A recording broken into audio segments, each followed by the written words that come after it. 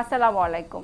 রুয়াবজা রকমারি ইফতার অনুষ্ঠানে আপনাদের আমন্ত্রণ জানাচ্ছি। আপনাদের সাথে আছি আমি জান্নাতুর নাইমা এবং আমার সাথে আছেন আজকে একজন বিশেষ অতিথি যিনি একটি মজাদার ইফতারের রেসিপি করে দেখাবেন এবং সেই সাথে করে দেখাবেন রুয়াবজা দিয়ে তৈরি একটি মজার শরবত। আজ আমাদের বিশেষ অতিথি হলেন ডক্টর বুশরা জাহান। আপনাকে আমন্ত্রণ জানাচ্ছি আমাদের অনুষ্ঠানে। আসসালামু ওয়ালাইকুম সালাম আপা, ভালো আছেন? আছি আলহামদুলিল্লাহ। মাহে রমজানের শুভেচ্ছা। আপনাকে মাহে রমজানের শুভেচ্ছা। তো আপা আজ আমাদের দর্শকদের জন্য কি করে দেখাচ্ছেন? আজ আমরা দর্শকদের উদ্দেশ্যে যে হেলদি রেসিপি নিয়ে এসেছি সেটা হচ্ছে সুইট কর্ন চিকেন সালাদ।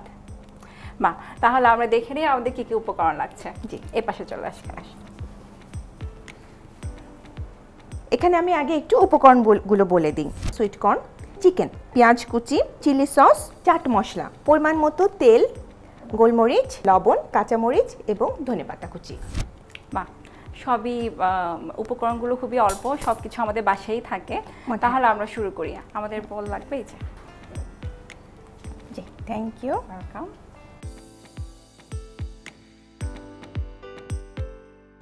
চামচ একটু চামচ লাগবে। এটা জি, থ্যাংক ইউ। ওয়েলকাম। প্রথমে আমি সুইট কর্নগুলো নিচ্ছি।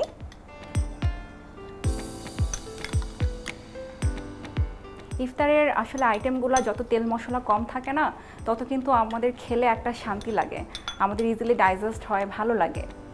হ্যাঁ, এবং ইফতারের পরবর্তী যে একটা অস্বস্তি যে জিনিসটা থাকে ওটা কিন্তু আর থাকে না।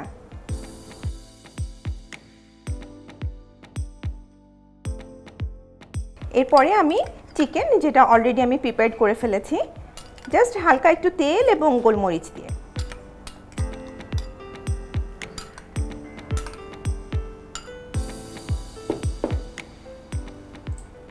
এরপরে নিচ্ছি একটু পেঁয়াজ কুচি, এটা পরিমাণ মতো।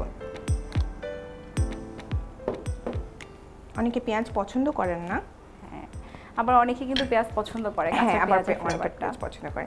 এটা আমি একটু চাট মশলা, এগুলো সব কিছুই হচ্ছে আপনি জাস্ট পরিমাণ মতন একটু নেবেন আপনার বাসার পরিবারের টেস্টের উপরে, হ্যাঁ, যেটা যেভাবে যিনি পছন্দ করেন সেরকম।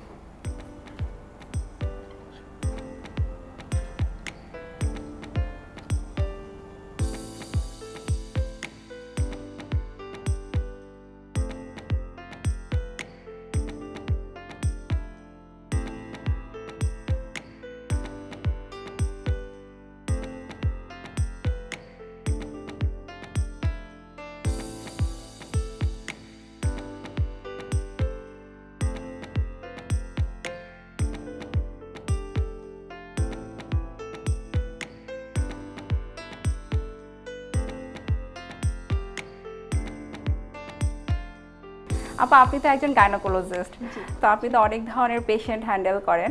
আচ্ছা, যারা প্রেগনেন্ট মায়েরা আছে তারা কি এই সময়টা রোজা রাখতে পারে? আসলে প্রেগনেন্ট মায়েদের জন্য আমরা যেটা বলি যে ওনাদের রোজা না রাখাটাই বেটার, কারণ অনেকক্ষণ ধরে দীর্ঘ টাইম ধরে ওনারা হয়তো পানি খাচ্ছেন না।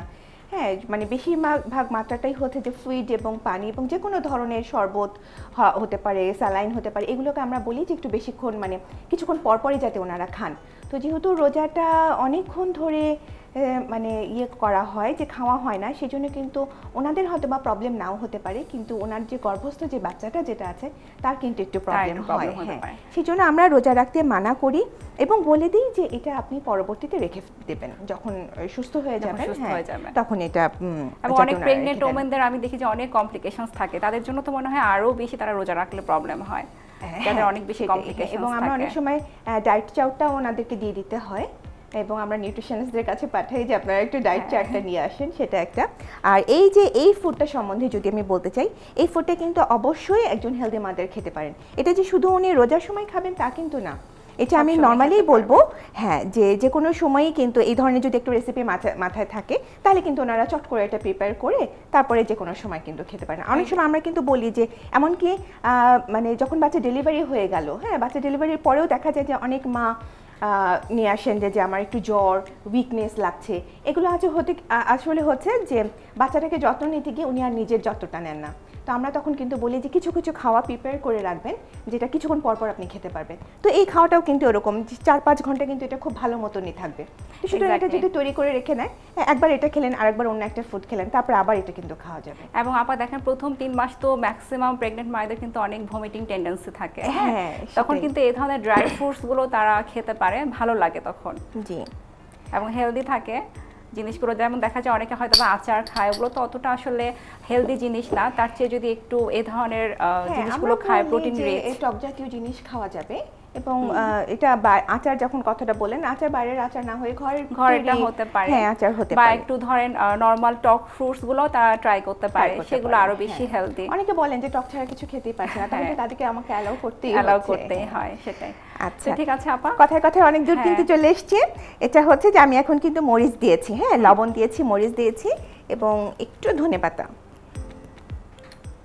এগুলো সবই আপনাদের পছন্দ মতন করে নেবেন।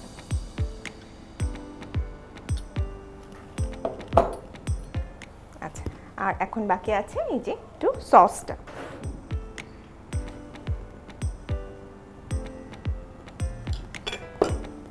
এগুলো দিয়েছি, এখন হচ্ছে আমি এগুলো মিক্স করব।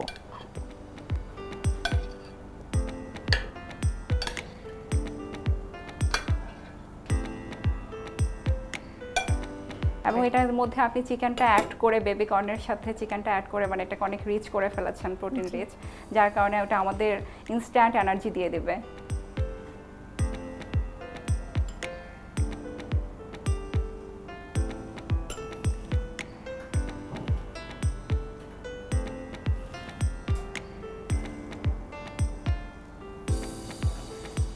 তৈরি হয়ে গেল আমাদের সুইট কর্ন চিকেন সালাদ।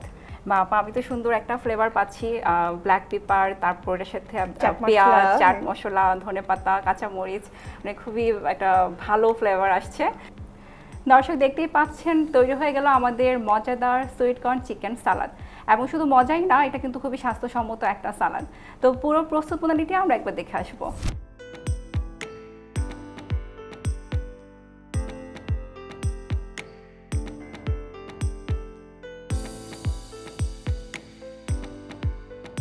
দেখে নিলাম পুরো প্রস্তুত প্রণালী। আপা, আপনি তো এখন আমাদেরকে রুয়াবজা দিয়ে একটি মজার শরবত করে দেখাবেন, বাট তার আগে আমি ছোট্ট একটি বিরতি নিয়ে নিচ্ছি। জি দর্শক, রুয়াবজা রকমারি ইফতার অনুষ্ঠান থেকে নিয়ে নিচ্ছি ছোট্ট একটি বিরতি। কোথাও যাবেন না, সাথেই থাকুন।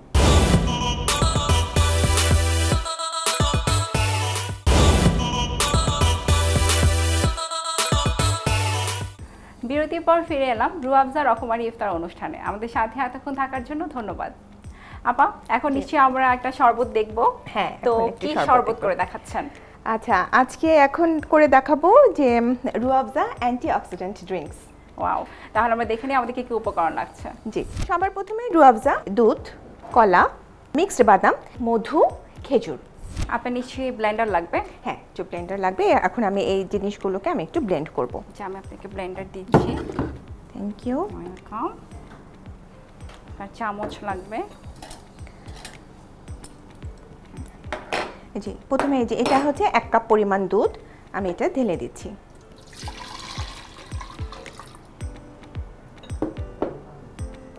এর সাথে আমি যে মিক্সড যে বাদাম এগুলো দিয়ে দিলাম।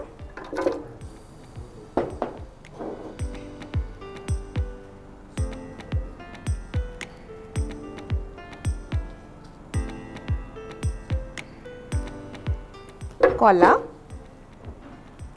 এবং আমার খেজুর, খেজুরগুলো দিলাম। খেজুরগুলো কিন্তু বিচি ছাড়িয়ে নিয়েছি।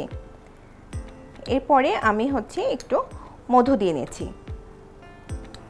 মধুটা আপনাদের পরিমাণ মতন দিয়ে নেবেন, আপনাদের মিষ্টির স্বাদ অনুযায়ী।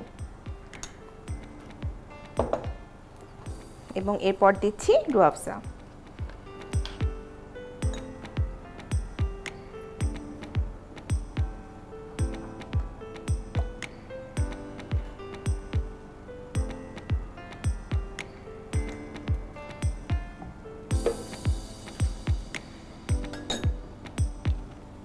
একটু ব্লেন্ড করব।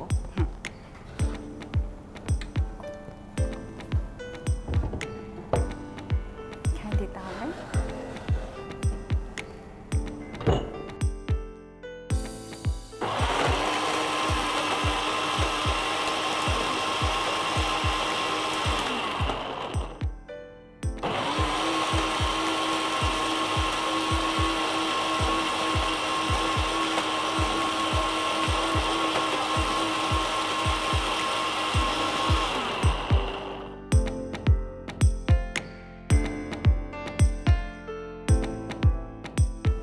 আমি আপনাকে একটা গ্লাস দিচ্ছি।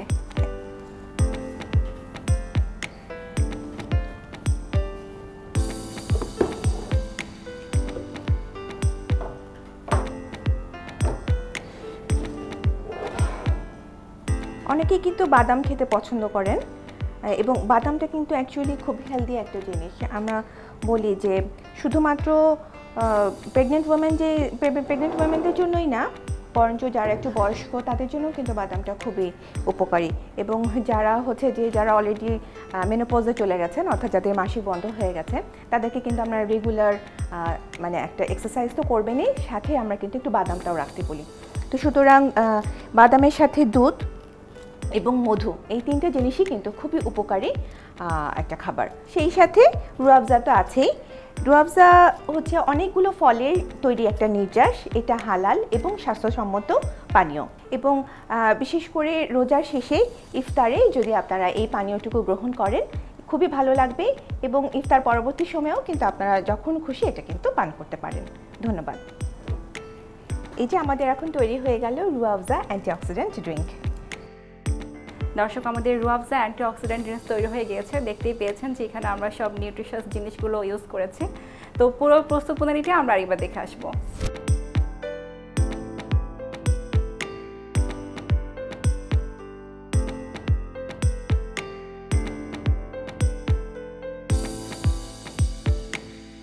দেখে নিলাম পুরো প্রস্তুত প্রণালী। আপা, আপনাকে অসংখ্য ধন্যবাদ। আপনি আমাদের ইফতারের এই আয়োজনে এসেছেন এবং আমাদের দুটো চমৎকার হেলদি রেসিপি করে দেখিয়েছেন। হ্যাঁ, আপনাকেও ধন্যবাদ এবং দর্শকদেরকেও ধন্যবাদ। দর্শক, দেখতে দেখতে আমরা রুয়াবজা রকমারি ইফতার অনুষ্ঠানের একদম শেষ পর্যায়ে চলে এসেছি। আগামী পর্বে নতুন অতিথি এবং নতুন রেসিপি নিয়ে আবারও হাজির হয়ে যাব গ্লোবাল টিভির পর্দায়। সেই পর্যন্ত আপনারা সবাই ভালো থাকুন, সুস্থ থাকুন, আমাদের সাথেই থাকুন। আল্লাহ হাফেজ।